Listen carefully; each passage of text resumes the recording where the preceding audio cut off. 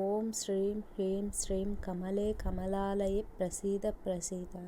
ఓం శ్రీం హ్రీం శ్రీం మహాలక్ష్మియే నమః. ముందుగా అక్షయ తృతీయ రోజున అనగా మే 10వ తేదీ 2024 శుక్రవారంకి ముందు రోజైనటువంటి గురువారం రోజున పూజా సామాగ్రిని మనం సిద్ధం చేసి ఉంచుకోవాలి.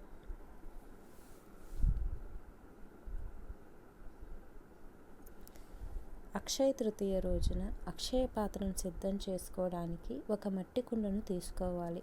ఆ కుండకు పసుపు, గంధం, పచ్చకర్పూరం, పన్నీరు అన్నీ కలిపి కుండకు ఎక్కడ కూడా తెర లేకుండా పట్టించి కుండను సిద్ధం చేసుకోవాలి.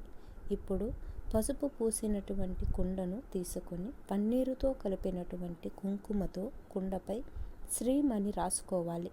ఇలా రాసే సమయంలో లక్ష్మీ అమ్మవారి మంత్రం ఏదైనా మనం చెప్పుకుంటూ అక్షయ పాత్రను సిద్ధం చేసుకోవాలి. తరువాత మన చేతులతో ఎక్కడా కూడా తడి లేకుండా చూసుకొని 3 గుప్పెళ్లతో ఉప్పును కుండలో వేసుకోవాలి. లక్ష్మీదేవితో పాటు గల్ల ఉప్పు కూడా సముద్రం నుండి ఉద్భవించింది కనుక గల్ల ఉప్పుని లక్ష్మీ స్వరూపంగా భావిస్తాము. తరువాత కొంచెం ధనాన్ని పాత్రలో ఉంచాలి.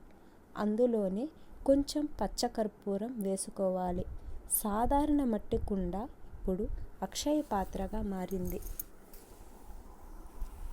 లక్ష్మీ అనుగ్రహం పొందాలంటే ఆకుపచ్చ వస్త్రాలను ధరించి ఆమెకు ఎర్రని వస్త్రాలను, పరిమళభరితమైనటువంటి పూలను అలంకరించి ధూప దీప నైవేద్యాలను సమర్పించి పాలు పండ్లతో చేసిన పదార్థాలను నివేదించడం చాలా శ్రేష్టం. లక్ష్మీ అనుగ్రహం మనకు ఎల్లప్పుడూ ఉంటుంది.